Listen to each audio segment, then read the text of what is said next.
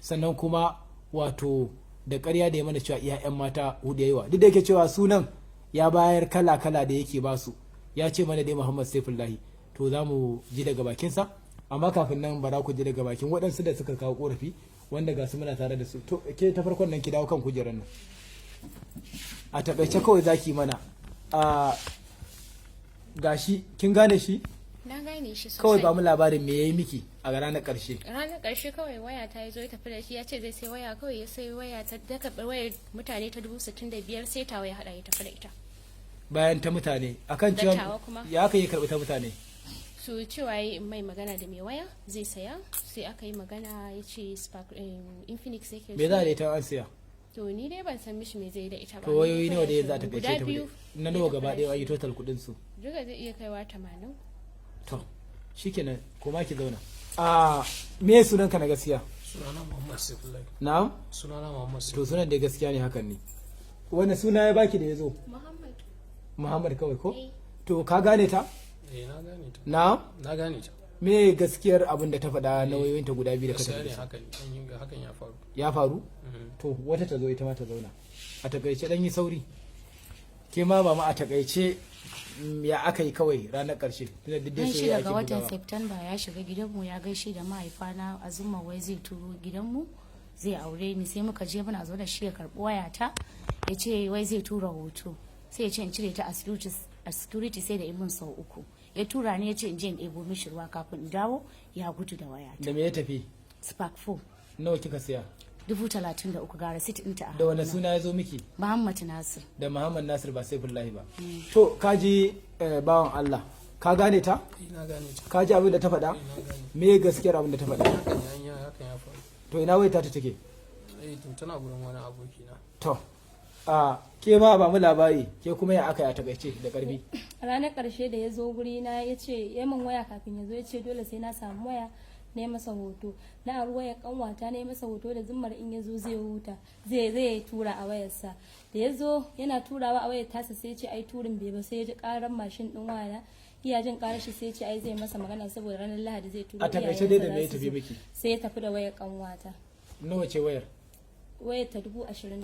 To Muhammadu Saifullahi ka gane ta? Na gane ta. Abin da ta faɗa? Gaskiya ne hakan ya faru. Da me ka tafi mata? Na tafi da wayanta. To wata ta zo mana.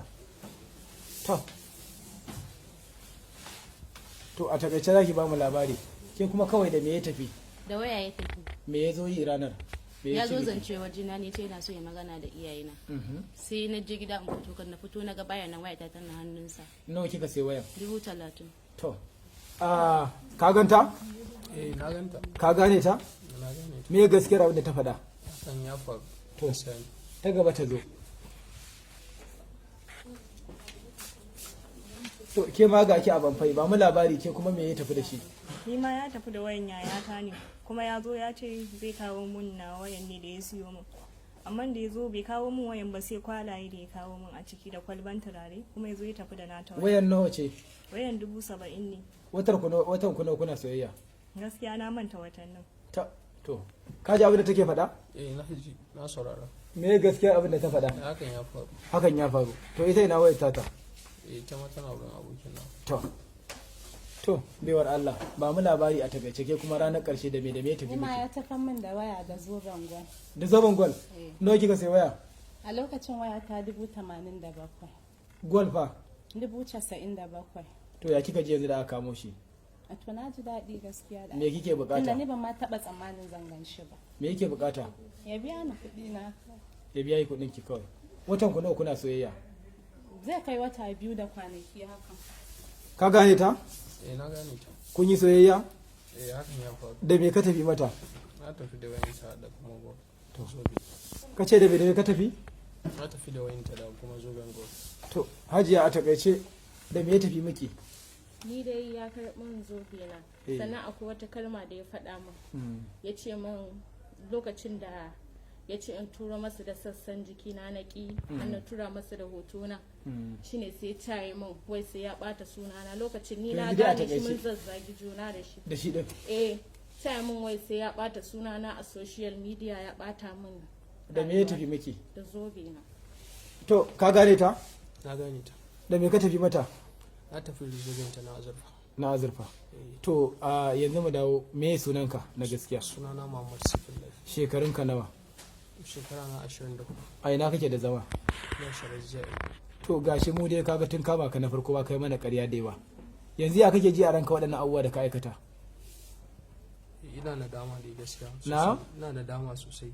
To kai yanzu kaga waɗannan da suka zo ga wasu sun kira wasu sun ce sun barka da Allah, baka tunanin cewa nan gaba in mun saka wasu za su yi ta zuwa?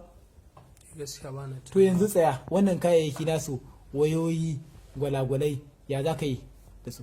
insha Allah za a samu a biya su dukansu. Na? Insha Allah za a samu a biya su dukansu. Waye zai biya?